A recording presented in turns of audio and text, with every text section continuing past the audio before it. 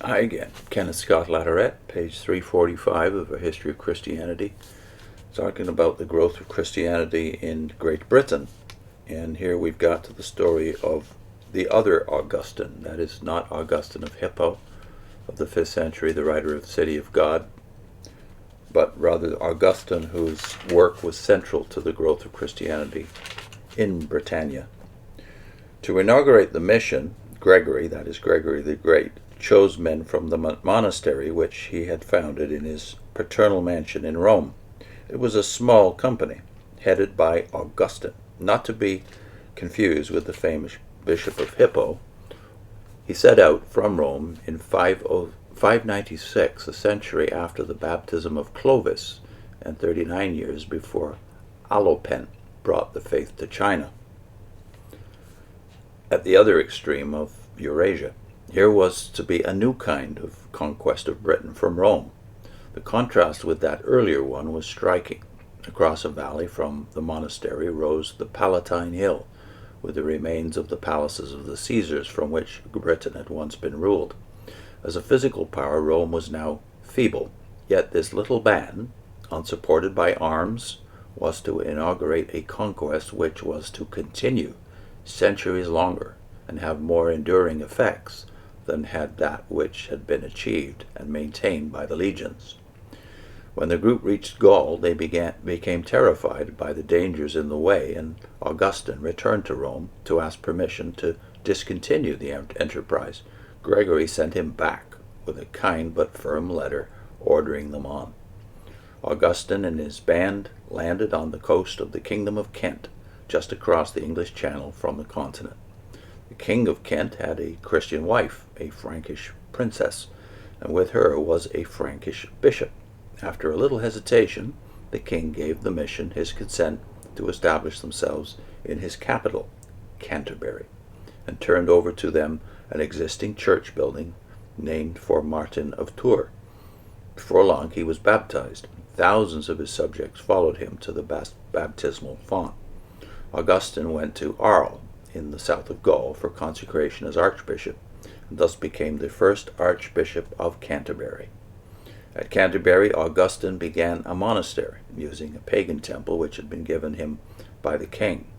Following the Benedictine rule, it became the prototype of many Benedictine houses in England. Gregory kept in touch with the mission, sent it reinforcements, and counseled it through letters.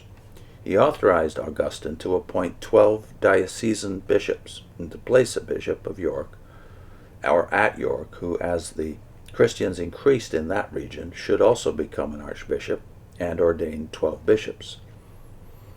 Thus was extended to England the diocesan system which had been developed on the continent after the pattern of the Roman Empire.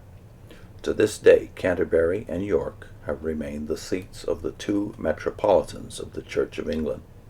Gregory advised the adaptation of ritual to local circumstances and counseled that pagan temples be transformed into churches rather than destroyed.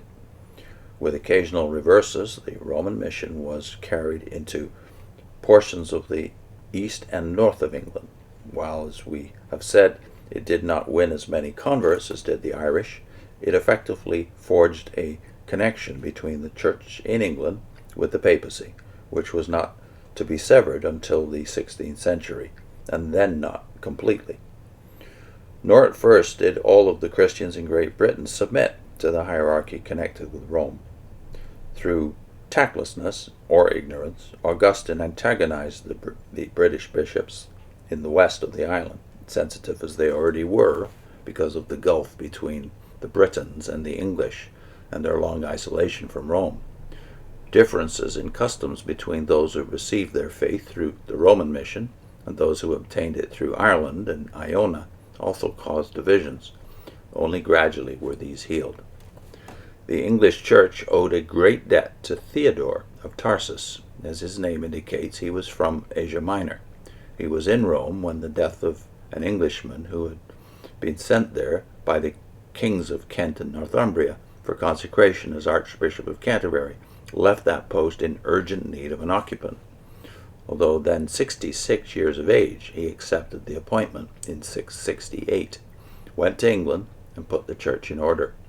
He was well educated in Greek and Latin, and in secular and ecclesiastical literature. He found the church in a bad way, for a recent pestilence had carried off many of the clergy and populace, and only 3 bishops were left.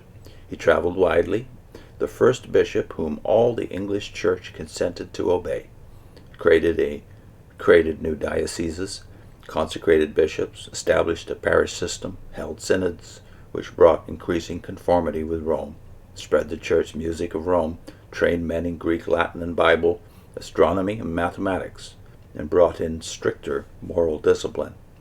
He lived until 690, or to the great age of 88. In his later years, the Celts made a determined effort to regain control, for a time with some success, but his work had been well done, and he is remembered as the real organizer of the church in England. More to come. I'll put in a link to how many of the great missionaries did we hear about when we were JWs, the video Vivian did a couple of years ago, about all of the ignorance there is of church history. But what about all these great missionaries who sacrificed often their own lives to spread Christianity around the world? See you next time.